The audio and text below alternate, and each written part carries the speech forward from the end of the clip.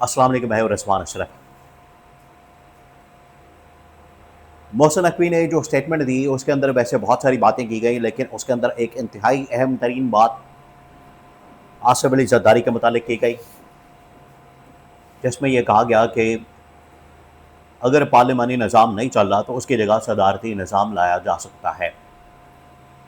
अब सदारती निज़ाम लाया जाता है तो उस निज़ाम के अंदर फिर जरदारी की जगह तो नहीं होगी, जरदारी तो नहीं होगा, उसकी जगह ज़ाहिर बात है फिर field marshal army chief general Asif Munir आ सकते हैं,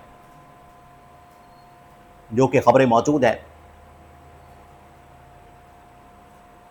लेकिन मसला ये है, प्रॉब्लम क्या है? वैसे तो आपको पता है ये सारे के सारे बैठे हुए फॉर्म 47 के ऊपर, ना इनके पास आईनी सपोर्ट है, ना इनके पास कानूनी ये पोजीशन है, आईनी कानूनी रास्ते के जरिए से आए हैं, ना इनके पास पब्लिक सपोर्ट है। इनको जब मर्जी निकाल दिया जाए, लेकिन क्योंकि ये आगे से रजिस्ट कर रहे हैं, मजामत कर रहे हैं, प्यार से बात नहीं मान रहे, सुन नहीं रहे, तो फिर इनका मुकाबला किसी और तरीके से किया जाएगा। उसके लिए 2-3 ऑप्शन जरदारी के खिलाफ और इस गवर्नमेंट के खिलाफ 2-3 ऑप्शन टेबल के ऊपर मौजूद हैं। वो कौन से ऑप्शन है, इसके बारे में बड़ी अहम तरीन मालूमात मेरे पास मौजूद है, वो आपके साथ मैं शेयर करता हूँ। 3-4 खबरें इस गवर्नमेंट को लेकर, निज़ाम को लेकर। देखें, जब ये स्टेटमेंट आया मोहसिन नकवी का, उसके बाद मुल्क के अंदर एक बहस शुरू हो गई है, डिस्कशन हो रही है, डिबेट हो रही है कि इस स्टेटमेंट का मतलब क्या। इसके अंदर ये कहा जा रहा है कि इनको टाइम दे दिया गया है, डेडलाइन दे दी गई है, अल्टीमेटम दे दिया गया, टोटल 6 महीने का टाइम दिया गया कि 6 महीने के अंदर अंदर आप लोगों ने ये काम करने हैं। अगर आप ये काम कर लेते हैं, अगर आपकी जानिब से ये तमाम के तमाम टास्क पूरे कर लिए जाते हैं, और कौन कौन से टास्क हैं वो आपको पता है, इस वक्त ज़ुबान दद्याम है, सारी दुनिया को पता है। नून लीग और पीपल्स पार्टी को पता ना हो, ये उसमें अभी तक वो आंखें बंद करके बैठे हो, बिल्ली की तरह या कबूतर की तरह और शुतुरमुर्ग की तरह रेत के अंदर अगर इन्होंने अपना सर दिया हो तो वो एक अलग बात है। लेकिन पूरी दुनिया को पता है कि इस वक्त इस्टेब्लिशमेंट की डिमांड की और मुल्क के मफाद के अंदर क्या चीज़ है डिमांड की जा रही है, जिसमें निज़ाम को तब्दील करना, वो पार्लिमानी निज़ाम को हटा के सदारती निज़ाम लाना,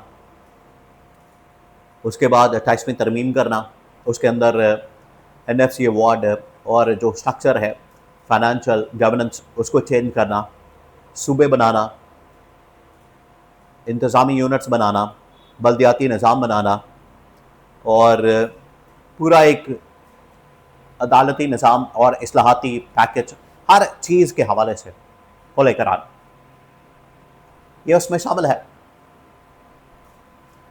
तो अब क्योंकि गवर्नमेंट और नून लीग पीपल्स पार्टी खास तौर पर ये लोग मान नहीं रहे, मैं आपको एक बात बताऊं, ये कभी भी नहीं मानेंगे आगे जाके कहेंगे कि चलें फ़र्ज करें कि पंजाब के 4 सूबे बनते हैं और नून लीग कहेगी 2 सूबों के अंदर हमारी हुकूमत बना दी जाए, 3 सूबों के अंदर हमें गवर्नमेंट दी जाए, इस तरह से कुछ ना कुछ ये करेंगे। उसके अंदर भी कहेंगे हमें इक़्तिदार मिलता रहे, हमारे ख़ानदान को उधर एडजस्ट कर दिया जाए, हमारे नस्ल को, बच्चों को उधर एडजस्ट कर दिया जाए, एक जगह मरियम को लगा दिया जाए, एक जगह मरियम के बेटे को लगा दिया जाए, एक जगह शहबाज शरीफ के बेटे को लगा दिया जाए, यानी इस तरह की कोई ना कोई डील करेंगे। इसी तरह से सिंध के अंदर एक जगह आसिफा को लगा दिया जाए, एक जगह बिलावल को लगा दिया जाए, एक जगह बख्तावर या उसके बेटे को कहीं लगा दिया जाए, तो ये इस तरह से मुकम्मल करेंगे।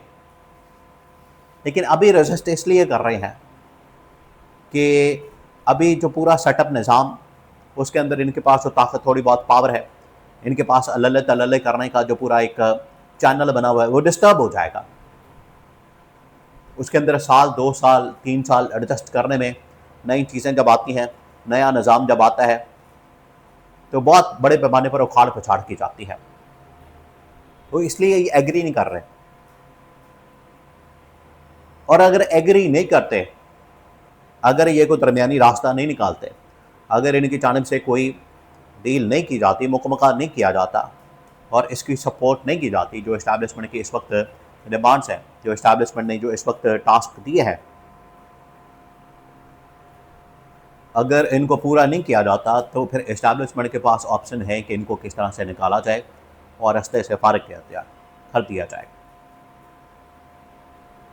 उसमें जरदारी के खिलाफ मुआवजे की ऑप्शन मौजूद है कि जरदारी के खिलाफ मुआवजा कर दिया जाए, क्योंकि जरदारी को यह पैगाम दिया गया। मोहसिन नकवी ने जाके जब मुलाकात की है तो मोहसिन नकवी ने कहा कि देखें, जो इस्टेब्लिशमेंट है वो तो हर सूरत में निज़ाम को चेंज करना चाहती है, हर सूरत में निज़ाम की तब्दीली चाहती है।